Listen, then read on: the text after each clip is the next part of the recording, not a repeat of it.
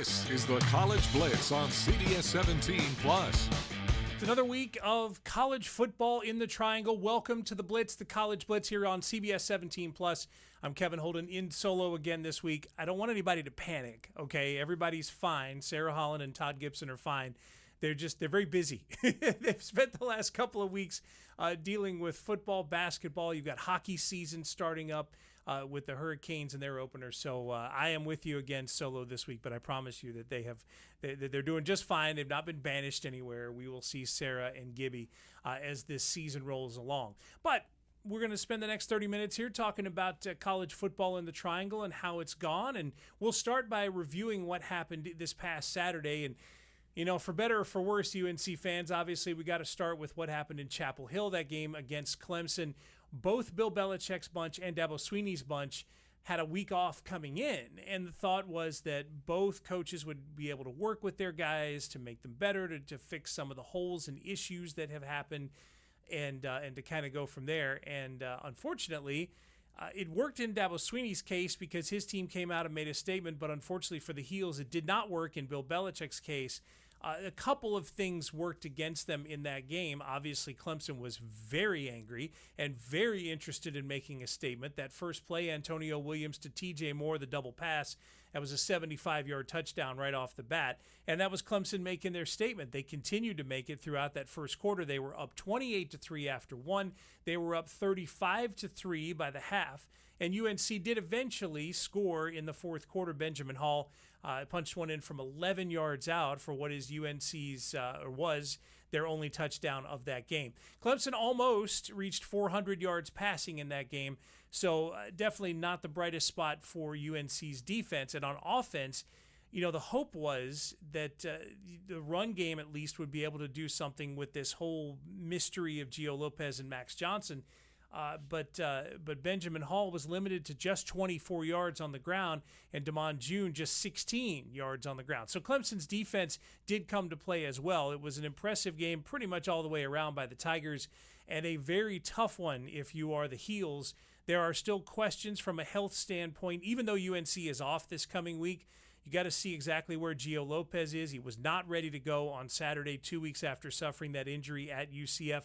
It's a difficult injury. He was carted off, and it was probably going to be difficult for him to get on the field for that game. But Max Johnson was in and at least completing a fair percent of his passes, but no touchdowns, no interceptions, and not a very lofty pass yard total for a team that trailed literally from the first Clemson play from scrimmage on, because in that situation, game script tells you that Max Johnson should be coming up with yards a little closer to Clemson, and they're nearly 400 yards passing, but that did not happen for UNC.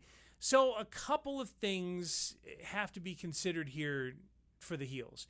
They are off again, and you could argue that now Bill Belichick and his staff have probably the best window between having available game tape and having games left in the schedule, because they still play 7 more games, and every one of them's an ACC game, and now they've played their opener, their conference opener, against Clemson, so we can't blame anything on only playing Richmond, only playing Charlotte, having these other road tests, TCU and UCF. Now they've played Clemson. That's a team that at least is in the conference that UNC has struggled with traditionally, and they continue to struggle with under Belichick in this game this past Saturday. So now they're going to have a couple of weeks to work with. But here's the thing. If it doesn't go well for them, if there aren't improvements in those couple of weeks, it could be a very long last 7 weeks, 7 games in a row, all in the conference. First of all, and I know this sounds obvious, but they got to just reach the end zone early on. They've been playing from behind. The last time that UNC had a first half touchdown in a game was against Richmond. They were held without a touchdown at UCF in the first half and without a touchdown for the first 3 quarters against Clemson. So that obviously has got to be fixed. You've got to be able to get to the end zone, do it early, take a little pressure off your defense, because they're facing a lot of pressure right now, and they've been doing that on a week-to-week basis. Let's check in with Bill Belichick and his staff after this loss to Clemson, looking for some clues here as to what will happen going forward for this UNC team. Disappointing outcome for us today. I thought we had a good week. I think we were ready to go, and unfortunately we We gave up some big plays early in the game that really, tilted the game, and we're just never able to recover. We just got to do a better job of coaching, a better job of playing, and just eliminate the mistakes that are fixable. I mean, that there's honestly not that many things that we can't get right, but we got to do a better job of it. I wouldn't say it's a rebuild. We still got 7 more games, all ACC play, so I'm pretty confident in our team. We're going to work during this bye week and keep playing. Everything we're doing is for each other, There's nothing else. No matter what's going on, like we just said in there, it's like we know what we're messing up at. We're beating ourselves. They didn't beat us. We beat ourselves. They were the better team today. It is what it is. We got to move on, and we got to move on together. I can't go out there and just only play for myself. Nobody can go out there and play for themselves. We got to play for each other. That's what we're focused on. So it is 7 consecutive weeks with a game for UNC after this bye week that's coming up. No game this week and then 7 in a row. You would have thought through first 5 games of the season that you would see some signs for UNC that things would start to break through. Hasn't happened yet, and I think the question becomes one of patience as much as anything else. Obviously, you're dealing with an entirely new roster of players, new staff, Bill Belichick not having coached at the college level before. We've gone over this week after week. But at some point, all of that has to flip around because Bill Belichick has 5 games of college experience now. Those 70 new players have 5 games of experience on the roster in a wide variety, from the non-conference games against Charlotte and Richmond to the tougher conference tests against Clemson. They've been tested in different ways. So we'll see what they can do with another week off and then all of those games in a row. All right, let's go out west here, Duke and Cal. And wow. Look, I was here at the station Saturday night. That was a 10:30 kick Eastern time, pretty late, but we're here until midnight with the late newscast on Saturday. And so I was watching a little bit here and there. You're doing your work and you're watching games. It's a little combination of factors. And I look up and Duke's down 7-0, and I look up again and they're down 14-0. And I'm thinking, like, this seems a little weird to me because Duke had so much momentum from the previous 2 weeks, and both of those wins that they picked up in those 2 weeks, the offense looked good, the defense improved. That game at Syracuse was certainly a booster for their season. But all of a sudden, they're down 14-0 at Cal against a team that's supposedly, statistically at least, a pretty good defensive team in the ACC. And then came what might have been the most important stretch of Duke football of the season so far. Trailing 21-7, the Blue Devils scored 24 unanswered in the second quarter alone, and overall 38 unanswered points from the point where they were down there early in the second quarter. So they just, once that switch went to on, it never went off again. Is it in-game adjustments? Maybe there were a few minor ones on the part of the Blue Devils, especially on the defensive side of the ball, because they really just shut Cal down after that first quarter and change. But this was, I think, a matter of maybe taking a little while for guys to warm up. Darian Mensah finished 22 of 30, 265 yards and a couple of touchdowns. Again, good numbers. Mensah has settled into that mode. He's a guy who's not going to do a lot to get you beat. He is going to throw for good yardage numbers, but not gaudy ones, and he'll pick up a couple of touchdowns each game. He's been pretty consistent, really, the last 3 or 4 weeks. And on the ground, once again, here's Nate Shepard, 91 yards and 2 touchdowns. Here's Anderson Castle, 2 more touchdowns. We were joking last week that Castle had scored as many touchdowns in the previous 2 weeks as he had in any season in his college career. Well, he added 2 more against Cal. So suddenly that Blue Devils offense has guys. They have playmakers. It's not just Darian Mensah. They can depend on Nate Shepard and Anderson Castle on the ground. Cooper Barcade is one of a host of receivers that they can count on that side as well. So Duke comes out with the big win.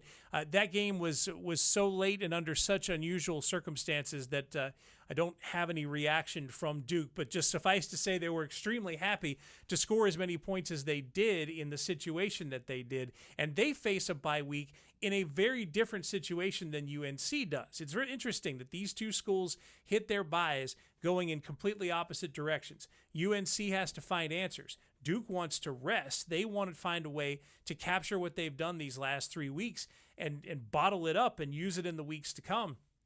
And if they can do what they did in the last 2.5 quarters against Cal, they got a lot more wins ahead of them. So it's interesting to see what will happen with Duke. But again, UNC off this coming week and Duke off this coming week. So let us focus now on NC State, who beat Campbell 56-10. The first 8 possessions for NC State resulted in touchdowns. CJ Bailey had 4 touchdown passes and 3 incomplete passes the entire game. 20 of 23, 337 yards and 4 touchdowns. Hollywood Smothers cracked 100 yards. He's at 123 with a touchdown. Jaden Scott added a couple of touchdowns. 13 receivers caught a pass. And yes, these numbers are gaudy because of the opponent and the situation. Campbell had never played NC State before. Campbell, of course, from the CAA and just up the road, and just trying to get some experience in what would be a big stage. And it's helpful really for both teams. That's the interesting part about this. This is helpful for both NC State and Campbell. Campbell can go back and look at the positives because there were a handful of positives for them in this game against NC State. And Braxton Harris talked about it on Monday, that he can sit down with his guys and say, we did this right, we did this right, we did this right against an ACC team. So that when Campbell goes and plays Hampton this week, they already have this tape where they've done well against a higher quality opponent. So it should help them to come against Hampton. On NC State's side, of course, everybody gets healthy on offense. Defense plays well, tremendous performances all the way around in a game like that. But they did solve their kick return woes as well, because they were having some trouble, especially early in that game. And Tyrell Anderson eventually got in there and basically cemented that role as the NC State's primary kick returner, something that Dave Doran will certainly be using for the rest of this year. So let's hear from NC State after their 56-10 win over Campbell. It feels good that we're able to flip a switch when we need to, but in my opinion, it's never good enough. We have to be able to do this week to week and not take a week off, and be able to do it every single week and stack the days together. So maybe today was a good start to it, but next week's got to be better, and the week after has to be even better. Offensively and defensively, felt like we played really well. And expected to, and wanted to be aggressive with the play calling on offense and build a lead. Obviously wanted to be explosive, and we were. I thought we caught the football really well and protected CJ in the first half really well. Special teams wise, obviously disappointed that catching a punt is so hard. But I think out of this, we found our punt returner in Tyrell Anderson. So that might be the thing I'm most excited about coming out of the game, was we finally got a guy back there that knows what to do. And so what you do in practice has got to show up in games. And so, special teams area continues to be a sore spot for me. So exactly what Dave Doran is going to be working on with his team this week. Special teams will certainly have a big focus because the tests get a little bigger for them this week. They go from hosting Campbell to traveling to South Bend to face Notre Dame. We'll talk a little more about that matchup and the rest of the week in college football here in just a moment. You are watching the College Blitz here on CBS 17. This is the College Blitz on CBS 17 Plus. This is the College Blitz on CBS 17 Plus. We are back here on CBS 17 Plus on the College Blitz. Kevin Holden it's been just me the last couple of weeks as Sarah Holland and Todd Gibson have been busy out and about getting things done. It's a bit of a crazy time. The crossover time in Triangle Sports really is incredible. You've got college basketball pretty soon will be getting underway. The players and coaches gathering in Charlotte this week for ACC tip-off, so we've been talking about that and obviously giving some attention that way. And the Hurricanes regular season starting Thursday against the New Jersey Devils. So there's a whole bunch of stuff happening at once. But we're going to stick on the college football tip here and get into this next week. So it's light if you're an ACC Triangle Sports fan. It's light on the football realm because UNC gets that week off after the loss to Clemson, and they'll get a chance to lick their wounds and get ready to host Virginia. Man, what an interesting thing that is. Virginia, a ranked football team, a team that NC State beat in what turned out to be a non-conference game, but just wanting to keep the rivalry going. But Virginia certainly provides a tough test for UNC coming out of this next bye, and this is it. There is nothing else from a bye week standpoint. 7 straight weeks, 7 straight ACC games for Bill Belichick to finish up his first regular season as coach. They need 4 wins, UNC does, to go to a bowl game. 4 wins in their last 7 games, and if you look at the rest of the schedule, well, they may have to change some things or improve some things to pick up those 4 wins. Maybe difficult to find those, but again, less than halfway over for their season. So we'll see how they are coming out of the bye. Duke obviously also off as well. They had a nice long flight back from Cal. It's pretty good timing on the conference's part to give them a week off after all of that travel, because that travel's tough. It really is. And by the way, I should mention that UNC. The next game is not Virginia. The next game is when they go to Cal, and then they're at home against Virginia. Both those will be tough tests. But Duke certainly handled Cal in the last 2.5 quarters of that game. And in a strange twist, I imagine the adjustments that Duke made, the things that they did in that 2.5 quarters, will be closely followed by the folks at UNC as they get ready to face the Golden Bears. Now, NC State and Notre Dame. Notre Dame comes into this game as a 21.5-point favorite. They've scored 56 points against Purdue, 56 against Arkansas, and 28 against Boise State the last 3 weeks. Those are 3 straight wins for the Fighting Irish. Total points allowed in those 3 games, 50 points allowed. So a little under 17 a game allowed, while they've put up 56, 56, and 28. Pretty easy math there to say that they have been on a roll in these last 3 weeks. The Campbell game is placed pretty well in terms of momentum for Dave Doran's bunch. The numbers are great, obviously, against Campbell. NC State had a chance to get healthy offensively, defensively, get some confidence, get some momentum, that sort of thing. But having that game right before Notre Dame might be good because more of your players come in with that confidence, right? The more players succeeded in the week before, the more come in with a little extra confidence. So they will head to South Bend feeling at least pretty good about themselves. Here was Dave Doran on Monday getting us ready for NC State's matchup with Notre Dame. And now on to Notre Dame, a great opponent, very physical football team, big offense and defensive lines, tight ends are 6'6". The 2 running backs, super impressive on film, and what you'd expect when you play them. Both run hard, different running styles, but hard to tackle, elusive. Receivers are playing well, number 6 and number 0. And we played against Fields, when he was at UVA. He was a really good player then. Tight end, like I mentioned earlier, is a big, tall kid. He's their 4th leading receiver. Their tailback Love's our 3rd leading receiver. And, there's matchup issues when you're covering 0 as big as he is. Defensively, they play really hard. They're physical. Their front linebackers and safeties are good tacklers. They play square. They use their hands. They do a good job mixing up coverages, zone and man, line stunts and pressures. And they've improved as the year's gone on, which happens, when you have a new defensive coordinator. And I know Chris well. He's a good friend, and he's a really good football coach. So that game at 3:30 on Saturday afternoon is going to be one of the more interesting tests for NC State just because of the timing of it. After the Notre Dame game, they're off. Then they go to Pitt, and then they're at home against a surprising Georgia Tech team. Thing about the ACC is you start to wonder where the bumps are going to end up for some of these teams. Georgia Tech has been, pretty good, and obviously Miami has certainly done their part. And Georgia Tech and Miami are back-to-back opponents on NC State's schedule with a bye week in between. The Georgia Tech game is at Carter Finley November 1st. Then it's at Miami on November 15th.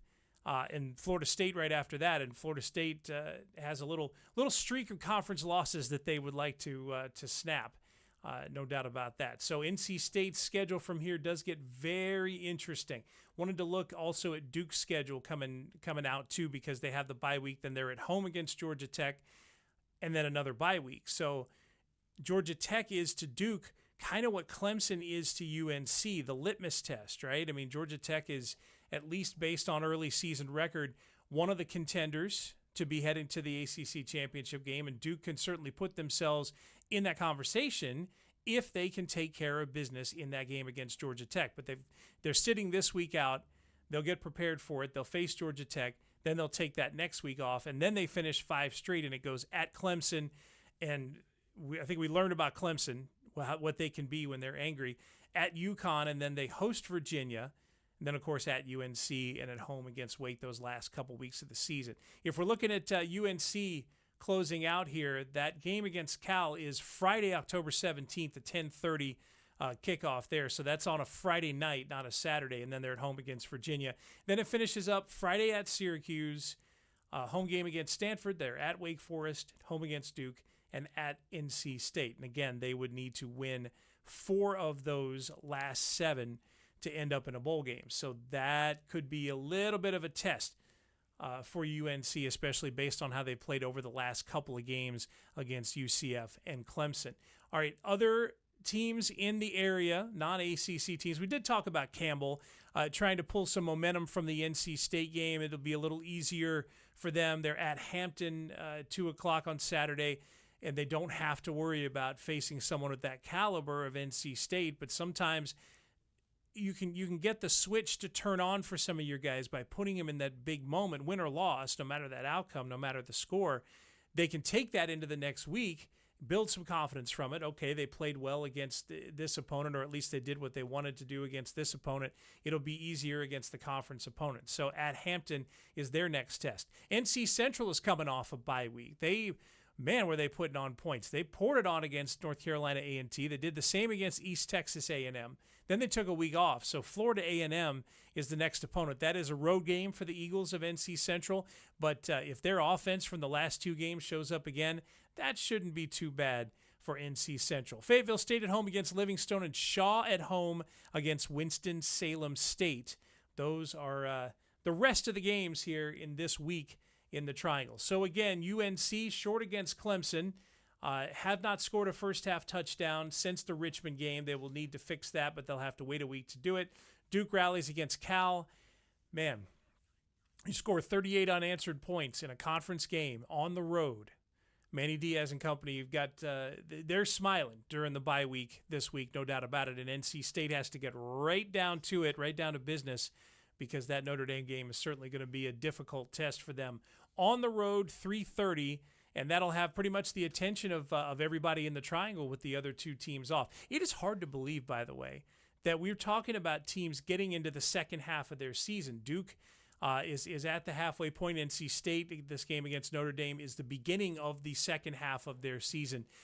Wasn't it just week 1? Weren't we just talking about the opening games? Duke and Elon and UNC and TCU and all of that? It doesn't feel like that long ago.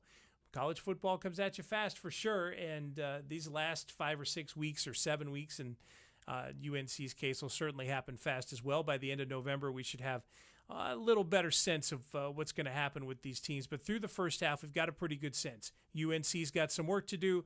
Duke has certainly found their stride. We'll see if they can keep that up, and NC State is still looking for that good middle ground, and certainly Notre Dame will be a test for them Saturday. So again, really appreciate you watching here on the College Blitz. I'm Kevin Holden. Sarah Holland and Todd Gibson will not be MIA for much longer. They'll be back with us. But appreciate you watching this week. Have a great week. Enjoy that football this weekend. This is the College Blitz on CBS 17 Plus.